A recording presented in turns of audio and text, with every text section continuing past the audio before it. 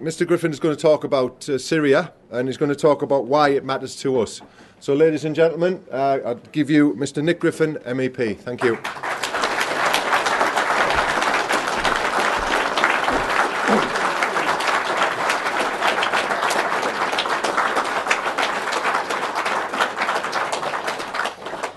Thank you. So, Syria has been in the news, as you know, to a huge extent. It's now slightly less in the news, not least because the focus of the news has moved on to the latest wave of the crazy Wahhabi Islamist assault on civilization, which was against secular Syria. Now we've seen it in Nairobi. So the news moves on, but nevertheless, Syria and what happened and what didn't happen, because there hasn't been a war, is something very, very important in the history of this year, in fact, in the history of our times. Why does it matter to us? Well, it matters because war is bad. And an unjust war, a war, if anything, on the wrong side, is even worse. Britain has been involved, as you know, in far too many wars that had nothing to do with us. Iraq was a total disaster. We took a stable, secular, socialist dictatorship, which was no harm to anybody in the rest of the world, and Blair and Bush turned it into a howling wilderness of appalling sectarianism and an incubator for Islamist terrorism, which is now striking all over the world. Afghanistan, 8 years we've been there. Billions and billions and billions of pounds which should have been spent on the health service, on education, on re-equipping British industry, thrown down the drain. So now we're talking to the Taliban, and when we leave next year, that country will be handed back to those people. A total disaster which the British people never wanted. So wars like that, they are innately bad, and as you know, this party has always stood against those wars. There's other reasons. There's political reasons for doing so. You can't, in the end, establish nationalism in one country. The nationalist government we want, the nationalist state we want, a state which says that the purpose of the government is to put its own people first. Therefore, the state must control the biggest of big business. The state must have restrictions on how much big business can do. The state should provide a health service instead of privatising it. The state should provide and make money from a post office instead of privatising it. Our nationalist message is so out of kilter with what the globalist elite wants that if nationalism is established in one country, they will destroy it. It's really as simple as that. We're involved in a global struggle, so what happens in a country a long way away affects all of us, and what happens in a nationalist country, which is what Syria is, affects every other nationalist on the planet, because we have a global enemy and it's a global struggle. Now, the European Union, everybody knows out there, I think, that the European Union was begun from the very beginning as something which aimed to, intended to, and is doing. The purpose was to destroy the nation state, to destroy the institutions of the nation state, to destroy the political sovereignty, the economic sovereignty of one nation state after another. That's what the EU is all about. Pretty much everybody gets that. What is less well known is that from the same people who created that, particularly a man called Coutinho-Kalergi, who was really the father of the idea of the European Union, he had a dual track. He wanted, in order to establish a United States of Europe as a step to one world government, he wanted, and he said openly, its purpose is to destroy the nation states and their institutions. But his second track was also to destroy the peoples of the nation states. He made no bones about it. That was the purpose. He also made no bones about the fact that they needed a united Europe, even in those days, to counter Russia. And that mentality hasn't just destroyed the institutions of Britain, hasn't just destroyed our 1,000 years of democracy, isn't just undermining our jury system, hasn't just destroyed our fishing fleet. It's also that same mentality to destroy the peoples of the West, is what lies behind mass immigration, multiculturalism, enforced diversity where everybody counts except us, the British, the indigenous, particularly except the English. This hadn't happened by accident. It's a deliberate plan by the globalist elite to destroy the peoples of Europe, including us, but not just including us. They also now, you look at Western Europe, it's almost finished in demographic terms. The work of those who set about destroying the nation states of Europe and the peoples of Europe is largely done. I was born in London.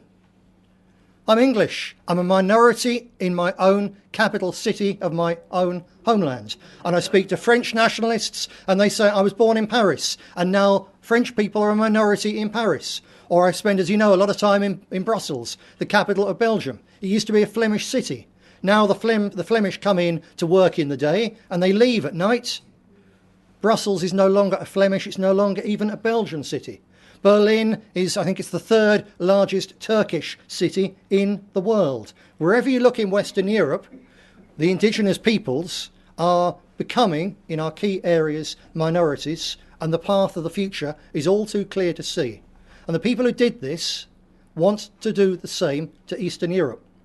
There were times repeatedly, especially in the 19th century, when the force of Russia changed the politics of Western Europe. Time and time again, Russia saved Prussia 3 times, as a matter of fact, from French domination.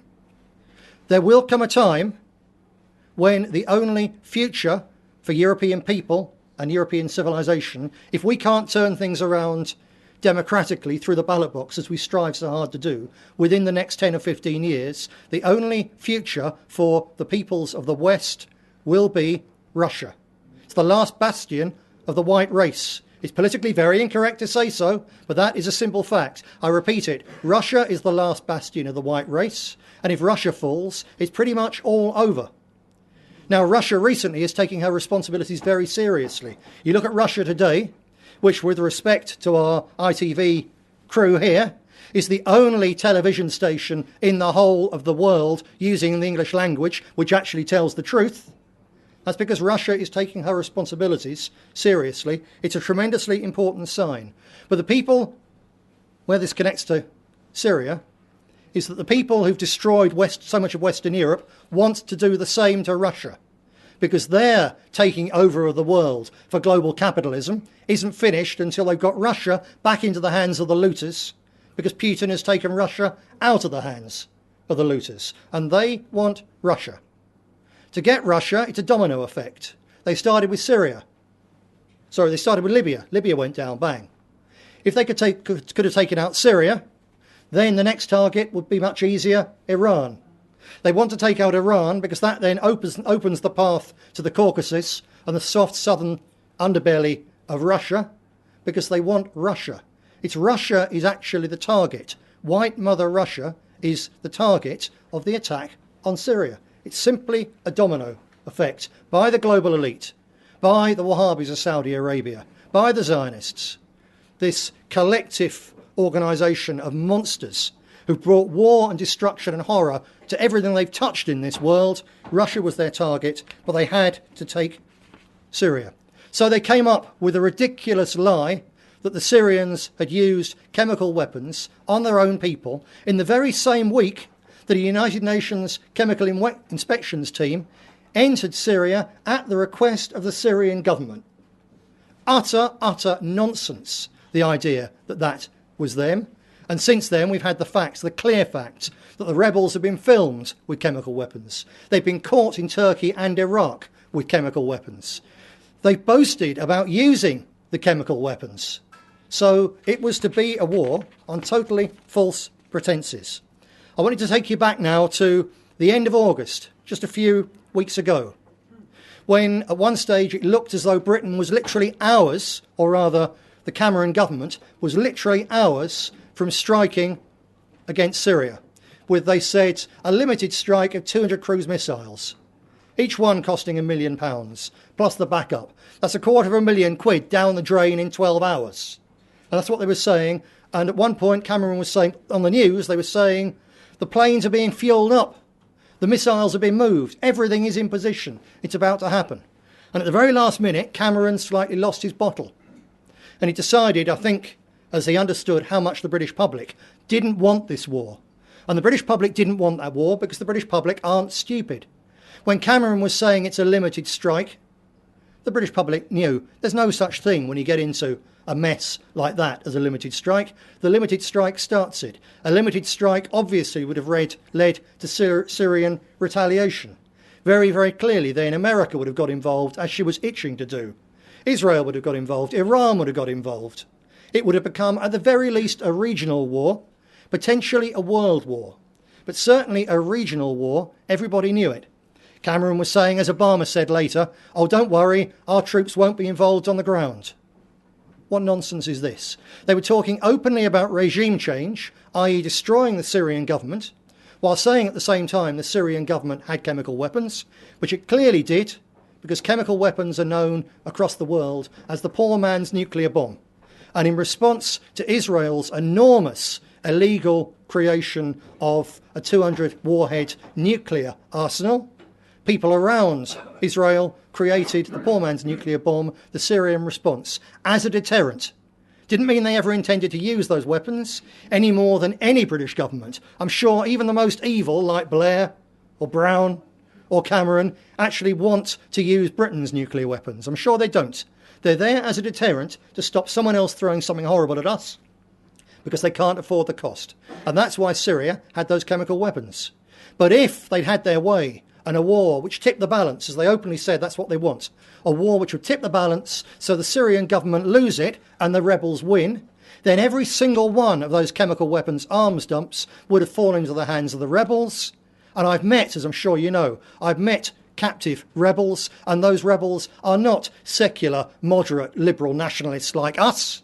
They're Islamist fanatics who say quite openly, when we destroyed democratic secular Syria, when we purged and killed all the Christians, all the Jews, all the Shia, all the moderate Sunni, then we're coming to attack Europe and the United States. They're quite open about it. The difference would have been, if that war had gone ahead, that in some months' time, instead of an attack in Westgate in Kenya involving machine guns and hand grenades, it would have involved sarin nerve gas, because that's what they would have got if David Cameron had handed them control of that poor country.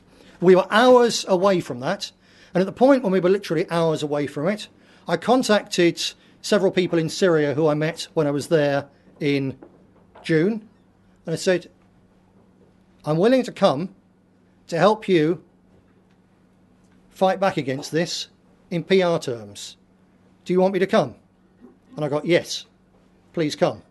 So myself, Clive Jefferson and Charlie Wythe from our publicity department, we were already virtually in Brussels, where we were going for an informal meeting with other nationalists for 3 days to discuss really in-depth public relations publicity ideas. Next minute we know, we're on a flight to Beirut. And once you get into Beirut, you then have to, well, we actually had to take, it's a little bit scary, just to take a taxi when the man in the hotel is literally begging you not to go to the border. In the end, he said, well, if you must go to the border, please go from a different hotel. Don't go from my hotel, please. I'm begging you. So we went to the border. Of course, we didn't tell him why we wanted to go to the border, because you never know whose side someone is on in Lebanon, because it's had a civil war through external interference in the past, and had the Syrian attack gone ahead, Lebanon would have slipped into civil war as well. So we just had to say we wanted to go to the border just to look. Of course, we didn't. We wanted to go to the border to cross the border, which we did, and we were duly from the other side, taken in a government-provided car through the fast lane of all the checkpoints, and we were taken into the centre of Syria, put in a hotel, and there we were. An idea of how much strain that involves. Clive Jefferson used to smoke. For years he hadn't smoked. When one of the taxi drivers offered him a cigarette on the border, he snatched it. And despite my best entreaties to him to think, he said, look, we're going to die anyway, I may as well smoke. Seriously, when you get to a city, and when I was there in June, although the BBC didn't show the film, they interviewed me in a bombed police station where 2 suicide bombers had just killed themselves and a dozen poor young policemen. You get to that place and there's the crump of artillery fire in the background and the strong possibility of British cruise missiles raining down on military targets and the central television station, which is 100 yards from your hotel. It is, in fact, slightly scary. There we go. Cameron, nevertheless, by this stage, all of a sudden, basically once we were travelling there, said, no, we're going to have a vote. So, think back. It appeared certain that he was going to win that vote. That appeared a done deal. It was going to go through. Everyone thought that was the case. And he didn't. 13 votes, which is actually 7 people changing their minds. Just 7 MPs, Tory MPs, who should have voted with the government, changed their minds and voted for no attack. They voted for peace. Why? Well, according to an inside source between the Syrians and the BBC, I don't know about ITV, but they spoke to quite a number of British MPs who'd received a letter. They received a letter from the Speaker of the Syrian Parliament. Many of you will have seen it on our website. It was a letter addressed to John Bercow, the Speaker of the House of Commons, from the Speaker of the Syrian People's National Assembly, the Syrian Parliament, headed an open letter to our fellow parliamentarians of the British House of Commons. It's a 4-page letter which was carefully crafted, not just to appeal at the obvious level, but also to do one particularly important thing, to remove a bit of the demonisation. Because when the warmongering mass media, particularly the BBC, just talk about the Syrian regime, the Assad regime and so on, they're totally dehumanising it, that you can start dropping bombs on these people without killing young conscripts. You can drop bombs on their television station and you're taking out the government propaganda network. No, you're killing journalists. Some possibly deserve it in some parts of the world.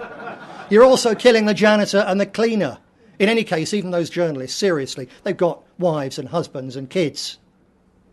And to be taken out by a cruise missile because our government is in the pocket of the Saudi Arabians and the Zionist lobby, what an outrageous thing to happen to anybody. So the letter was aimed with phrases like, more important still, we write to you as fathers and mothers, as members of families and communities, really not so different to yours. We write to you as fellow human beings, for if you bomb us, shall we not bleed? That phrase told a number of journalists, that's written by someone who understands Shakespeare. Very unusual for the Syrians. And the letter talked about how British parliamentarians had previously been led astray by dodgy dossiers on weapons of mass destruction. Things like that were designed to really bring it home to the MPs receiving it, really what they were about to vote to do. They were about to vote on the grounds of intelligence no stronger, in fact weaker, than the fraudulent intelligence on Iraq. They were about to vote to kill people who were parliamentarians just like them, who were fathers and mothers just like them. So the letter was aimed at these things, and it had specifically several offers. Before this, the Arab way when you're in a confrontation tends to be, you have a go at us and we'll rip your head off. That kind of defiance. There's no point trying to defy a state which is far stronger than you when you're trying to persuade the legislators of that state that actually there's a peaceful route. If you they're entitled to wave the sabre of war, considering Cameron's there rattling a huge sabre marked cruise missiles, 200 of the damn things, but it wouldn't have helped. And this letter was different.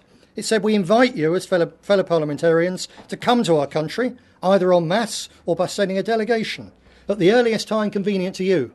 So it's saying, you don't have to bomb us, you know. Why don't you come and look and talk about it? For starters, it said we suggest it might be particularly appropriate for such a visit to coincide with the conclusion of the current United Nations investigation into the chemical attack, which we condemn without reservation.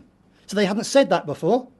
They said it wasn't us. They hadn't said, we condemn this without reservation. Not in English. They said it in their own language, but not in the English language. And they finally said, we invite you to bring your own experts with you to check for yourselves the UN's conclusions. So for anyone with a doubt, there we are, it's given them the chance. Let's give these people the benefit of the doubt. It's a good way of assuaging my doubt. So that was the letter.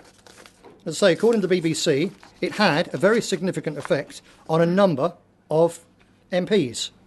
Because of that, the vote went from being almost a dead cert for war, for our involvement in a war, for our troops to get dragged into a war, because if those cruise missiles and the resulting chaos had tipped the balance against the Syrian government, at the point at which the rebels were about to get huge quantities of munitions, including chemical weapons, they would have had to send British and American troops into Syria on the ground to seize those weapons. So the argument that a clinical, surgical attack from a long way away could stop there, utter nonsense. Had that war started, British troops would probably already now be fighting and dying in Syria, fighting not just the government forces, but fighting the very people that we were theoretically helping, the Free Syrian Army and their monstrous monstrous gang of Islamist cutthroat, liver-eating, heart-eating rebels. That's where we were.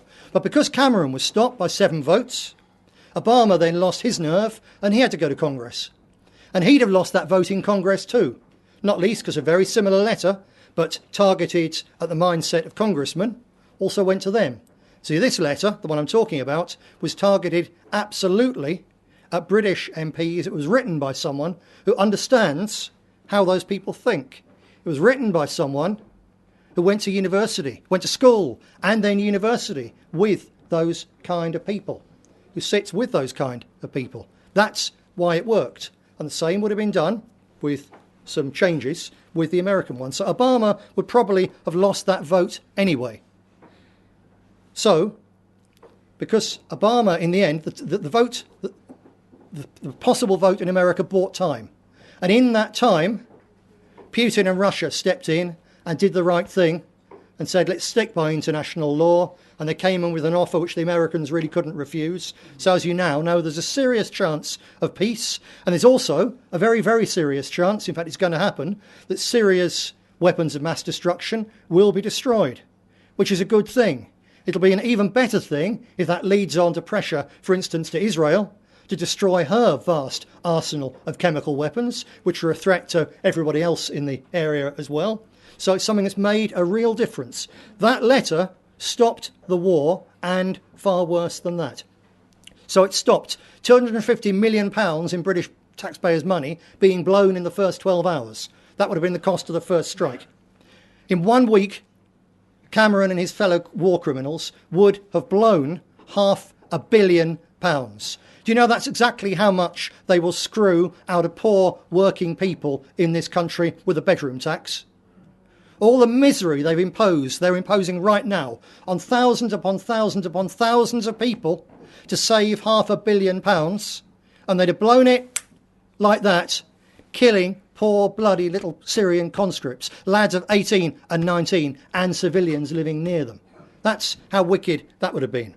They would have created, it would already be on its way, an Islamist terror state on the very borders of Europe, as I say, with chemical weapons, which we'd have had to send our troops in to get out. The chaos would have pushed oil to $400 a barrel overnight, which would snuff out any possible economic recovery in the Western Europe, in the Western world, and have plunged us all into a 10-year depression. That's how serious it would have been. And Iran would have got involved. Iran possibly would have fallen. Then they're at the gates of the Caucasus, they're at the gates of Russia, and the globalists get their way. That's how important that vote was, how important that letter was. What I can tell you now is that letter that made the difference, not least primarily because it bought time for President Putin to bring some common sense to the international debating chamber, that letter, which changed history, I wrote.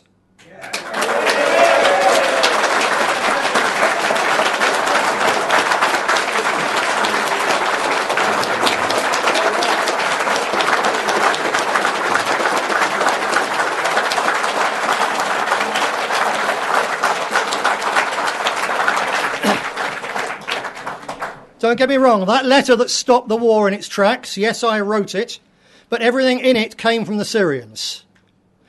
The initial idea came from them. They asked for help.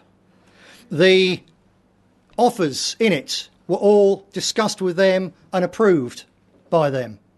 Every word was gone through with a Syrian who spoke very, very good English, but still couldn't have written it because he couldn't put himself in the head of a British MP in the way that I can put myself in the head of a British MP. Tell you what, some things you see in that head aren't nice, but still, you can put yourself in the head. I can because, as I say, I've grown up with them and I sit with their kind in the European Parliament because I was made an MEP by the efforts of people like you and by the voters of Blackpool and further abroad in the northwest of England. So the Syrians approved that letter. They came up with the offers. They were happy with the contents and we worked on it together. We worked to the really tightest deadline. We were sitting up late at night speaking with one of the key people in the Syrian government as to what we should put in, how we should pitch it, and so on. And then I sat up all night and I wrote that by myself because I can't write. You can't write anything worthwhile in a damn committee. In fact, you rarely do anything worthwhile in a committee, as I'm sure most of you know. So I sat up all night and I wrote it. And it's pretty hot over there in late August, so I actually wrote it on the balcony of the hotel, with occasionally crumps of artillery fire in the distance, and one burst of machine gun fire quite close. And then an hour before dawn, the huge mosque just around the corner from the hotel sets off the call to prayer. So just as I was going to bed, it's a most surreal experience, having finished this letter and having sat through the crumps of artillery fire as I wrote it. There's this call to prayer, which rather stopped me going to sleep for a little while, but in the end I got to sleep. And the next morning I sat with Clive Jefferson, Charlie Wythe, and a key and very, very well-informed Syrian, and we polished it and we tweaked it, and we worked for hours, but to a really tight deadline. I've never worked to a deadline like it with so much at stake. And it went out just in time for the MPs to get it, for John Bercow to write and say yes, he deposited the original copy in the House of Commons library, and for the BBC and Sky and news agencies all around the world to pick it up. The BBC referred to it as a remarkable document. Sky, I think, said we just read this and it's fascinating. One of them said, an observer said, I'm experienced in these things. I can tell you that a letter like this wouldn't have come from Syria without being approved absolutely at the very top. This really is serious. One of the experts that they brought in, I think it was the BBC, said, well, really, we don't understand this. There seems to be some important new factor in play here, some power we don't know about. Yes, an important factor, the presence of an Englishman from the British National Party helping these people to pitch their very sincere, genuine offer and bid for peace in a way that a handful of MEPs would get and understand, and thereby turn the tide of history. So, it's going to be the front page of the next Voice of Freedom, which would have been here but for a printing press breakdown. Not us, it's a contractor, but it'll be out on Monday, so you'll have that. It's going next May to be an absolute key plank of our European election campaign, and especially of my re-election campaign. And it's going to be a huge thing. We're going to make a lot of it. We've got a very big war chest with which to do it. And we're going to really hammer home the point that usually politicians, British politicians, start wars. In Nick Griffin and the British National Party, you've got politicians who stopped a war.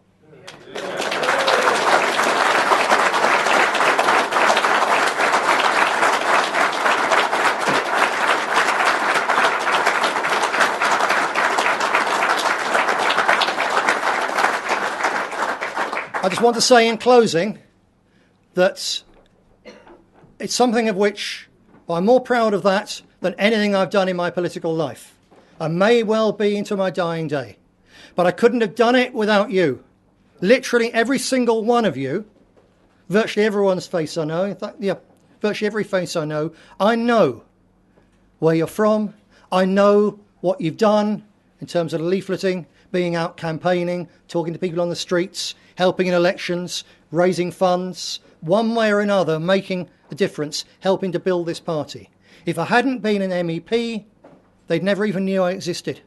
I couldn't have been there to make that change, and there was nobody else.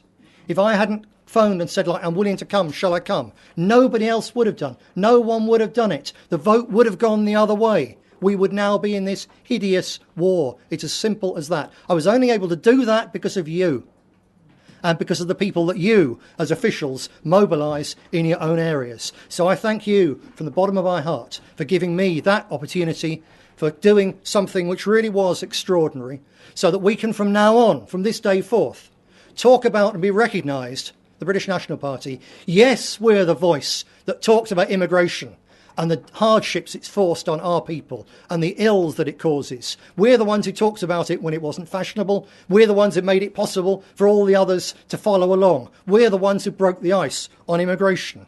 Yes, we're the ones who talked about grooming in the northwest of England, in Yorkshire, who ran the risk of being put in prison, who stood in a dock twice over facing 7 years for talking about it. Yes, we're the ones who forced the British establishment to sit up and take notice and begin to do something to protect our young girls and young Sikh girls and young black girls from the menace of grooming from a section of this Wahhabi crazy community that we have living in this country at the moment. Yes, we're the people who did that. But above that, on top of that, totally different to what anybody expected, the British National Party from this day forward is the Peace Party. Thank you.